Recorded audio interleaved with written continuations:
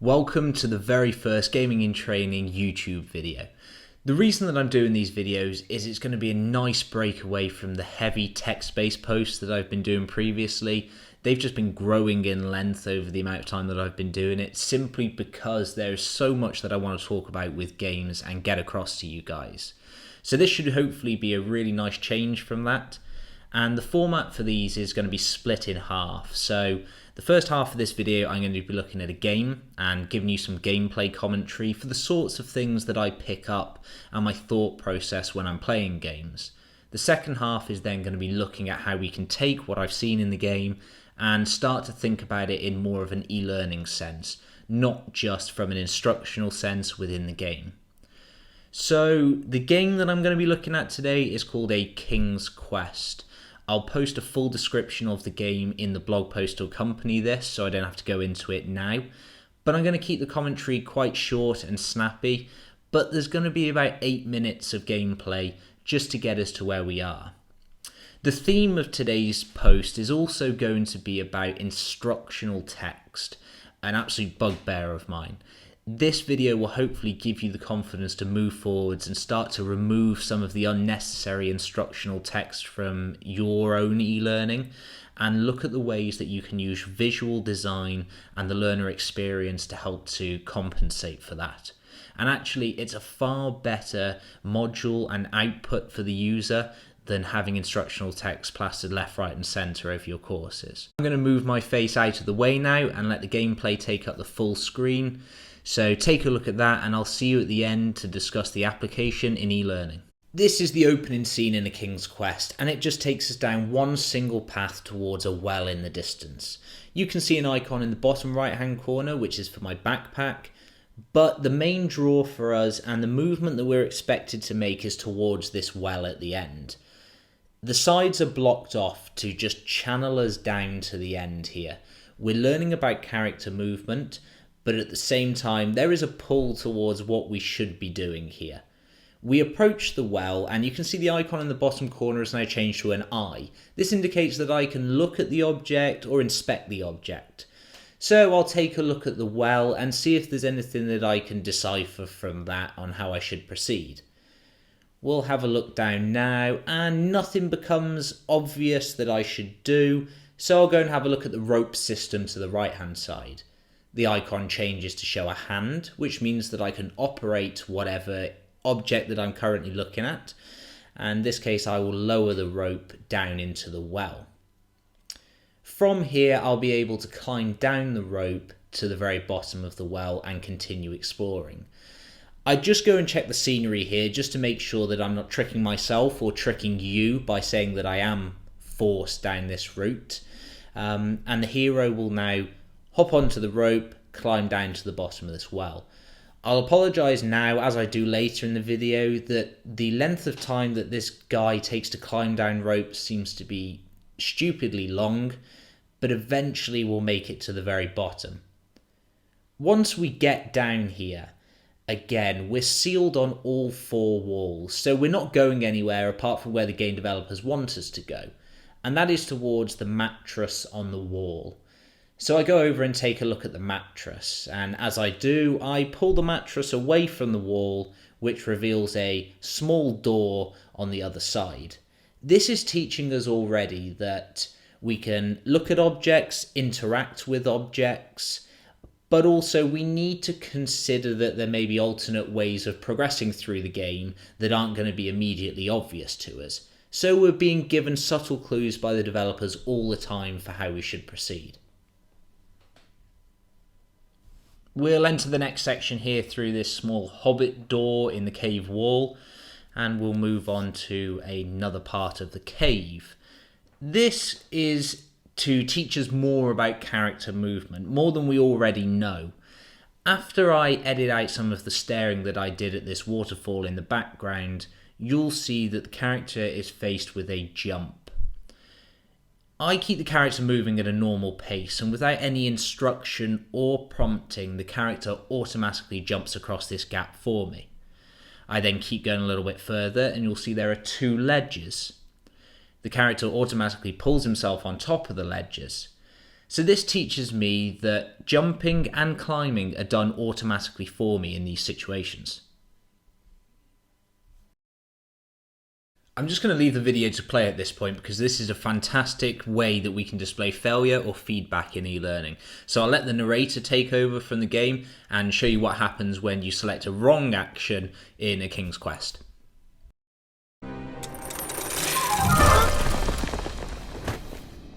And that's what would have happened if I turned the left switch. But since I am here telling this story, you already know that I pulled the right one.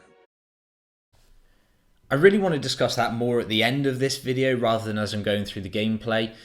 But just remember that point. We got the failure screen and essentially the game over screen, but we're now able to go in with the correct answer, press the right switch and move on to the next area. All painless, all very quick to happen, and actually I'm back into the experience very quickly from this point.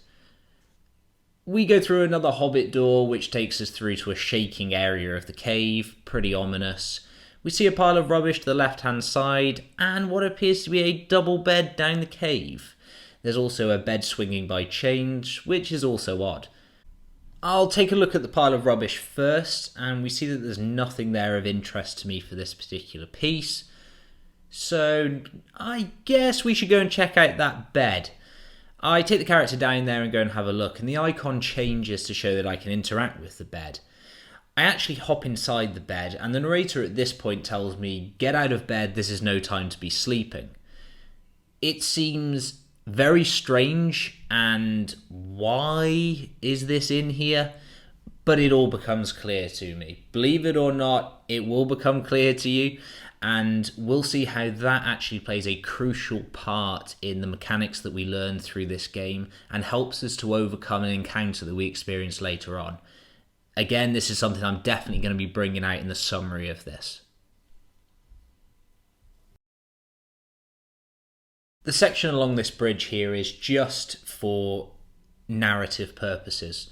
We're introduced to the main enemy in this particular sequence, which is this dragon that just gets illuminated from the bottom of the cave. But the main purpose is to slow down the gameplay to allow the narrative to take over.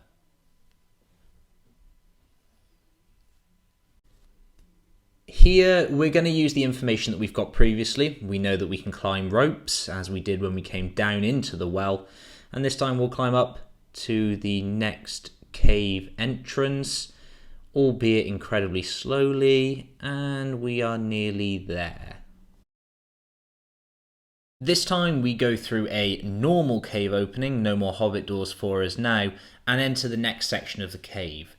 Here is where we are faced with a more in-depth puzzle, if I can even call it that. It's hardly the most complex to solve, but it gives us something else to put to use the knowledge that we've had to gain so far. So we put this switch on and we can see that it won't work without another handle that it's missing. The narrator politely tells us to go and find this handle, and we'll venture off towards this opening down here to try and look for that. You'll see that I pause for a long time staring at the mattresses here.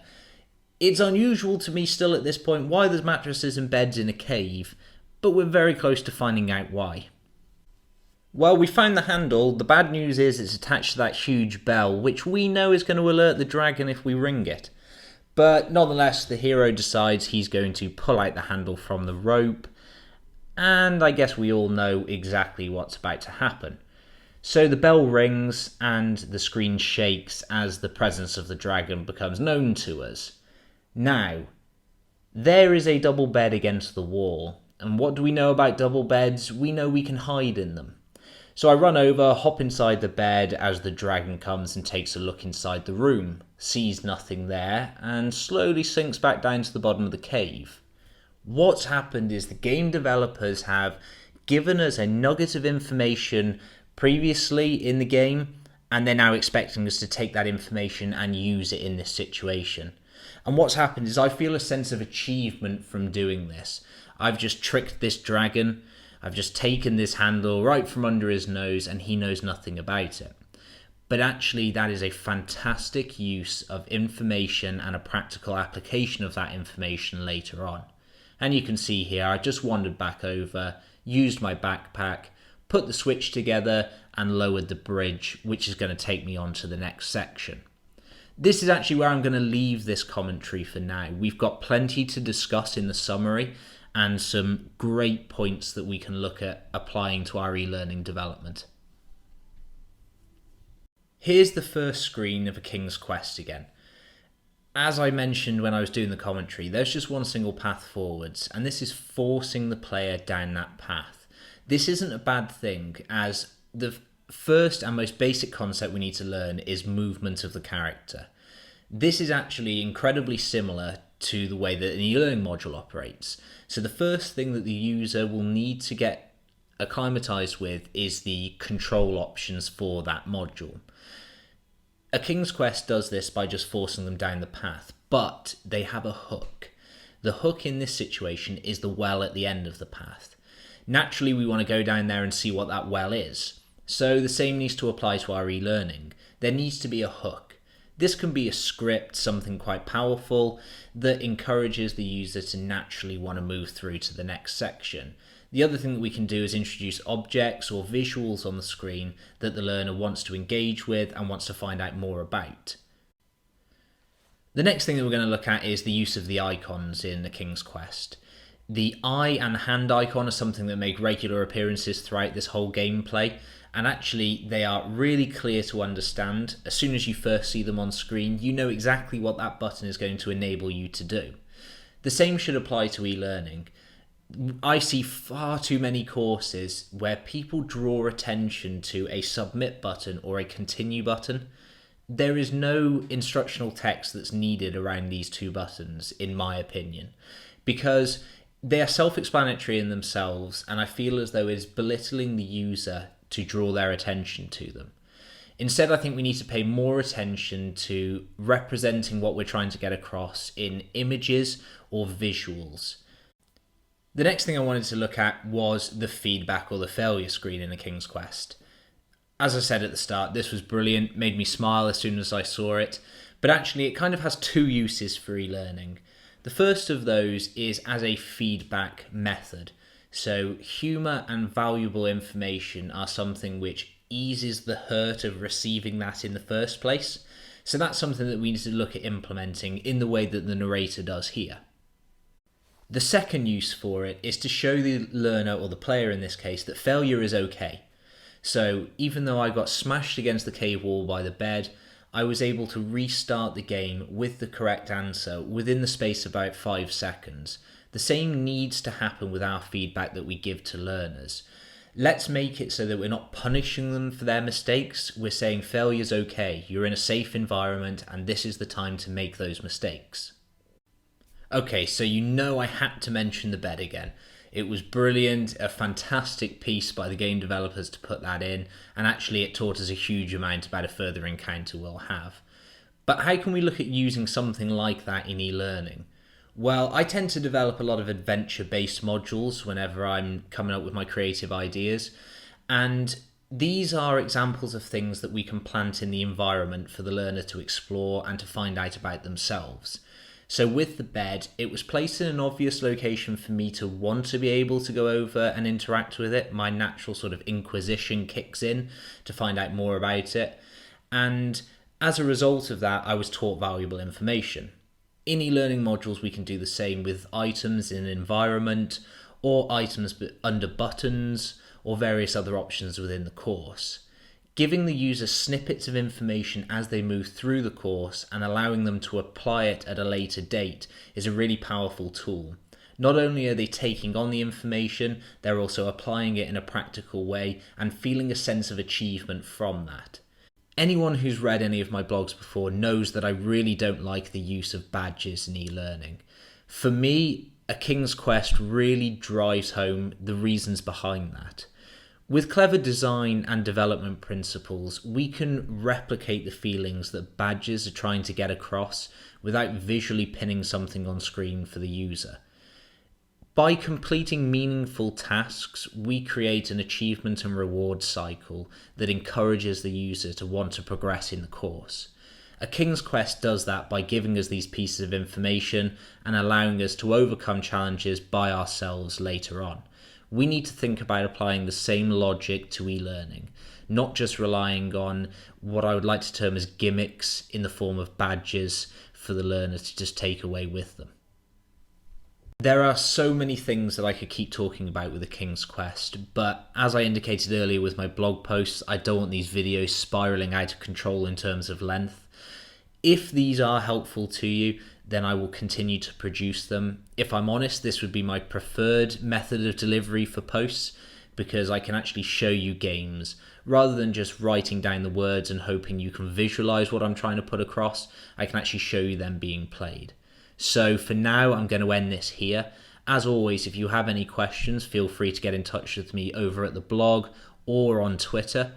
And until then, I'll see you soon.